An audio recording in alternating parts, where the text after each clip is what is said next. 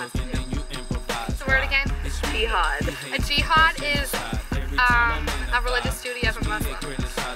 Something about jihad being a holy war or an excuse for somebody to fight somebody else. Does that make any sense? Or what is jihad? Jihad is the Muslim call to religious war. I have no idea. I'm gonna go with war over religion. I'm a roly, holy, so you can call me holy roly. You don't know what Jihad is complex and multifaceted. Jihad generally had two agreed upon meanings. The lesser jihad is not restricted to battlefronts, for this would narrow its horizon considerably. In fact, the lesser jihad has such a broad meaning and application that sometimes a word or silence, a frown or a smile, leaving or entering, an assembly. In short, everything done for God's sake and regulating love and anger according to His approval is included. In this way, all efforts made to reform society and people are part of jihad, as is every effort made for your family, relatives, neighbors, and religion. In a sense, the lesser jihad is material. The greater jihad, however, is conducted on a spiritual front, for it is our struggle with our inner world and carnal soul.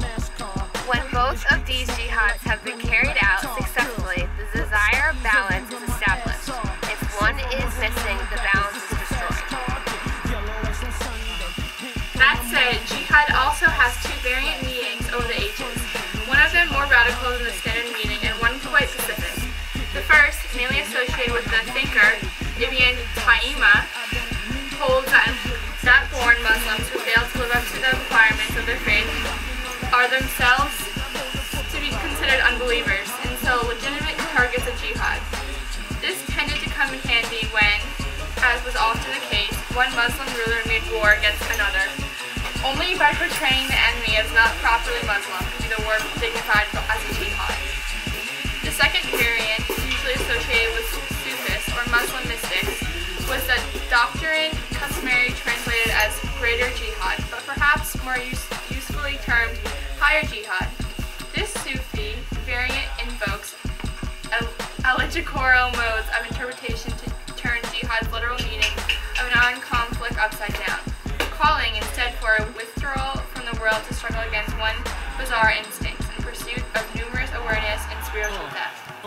But as Ralph Peters notes in the authoritative Jihad and Classic and Modern Islam, 1995, this interpretation was hardly touched upon, and pre-modern legal writings on jihad. Last spring, the faculty of Harvard College selected a graduating senior named Jihad Asif to deliver a speech at the university's commencement exercises in June. In a speech entitled, My American Jihad, he said, Jihad, in its truest and purest form, the form to which all Muslims aspire in the determination to do right, to do justice even against your own interests. It is an individual struggle for a person's moral behavior, especially today. It is a struggle that exists on many levels: self, purification, and awareness, service, and social justice. On a global scale, it is a struggle involving people of all ages, colors, and creeds for control of the big decisions. Not only who control what piece of land, but more importantly, who gets medicine, who can eat. For most Muslims in the world today, these move away from the old sense of jihad are rather remote. They neither see their own rulers as targets deserving of jihad, nor are they ready to become Quakers. Instead, the classic notion of jihad continues to resonate with vast numbers of them. As Alfred Morabia, a foremost French scholar of the topic, noted in 1993. Offensive bellicose jihad, the one codified by the specialists and theologians, has not ceased to awaken an echo in the Muslim consciousness, both individual and collective. To be sure, contemporary apologists present a picture of this religious obligation that conforms well to the contemporary norms of human rights, but the people are not convinced by this. The overwhelming majority of Muslims remain under the spiritual sway of Allah, whose key requirement is the demand not to speak of the hope to make the word of God triumph everywhere in the world. In brief, jihad in the raw remains a powerful force in the Muslim world. This goes far to explain the immense appeal of a figure like Osama bin Laden in the immediate aftermath of September 11, 2001. Very few Muslims are either violent or fundamentalist. Most are traditionalists, mystic, modernist, or secularist.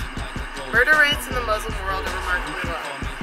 About 10 to 15% of Muslims throughout the world, or 130 million to 215 million, generally support a fundamentalist point of view, including the implementation of Islamic law as the law of the state. At a level of 1.2 billion, they represent about 22% of the world's population. The world's current population is 6,797,209,404. Only a small number of Muslims believe in the lesser jihad, and even few carry this out. An extremist view should not distract from an otherwise beautiful and peaceful religion.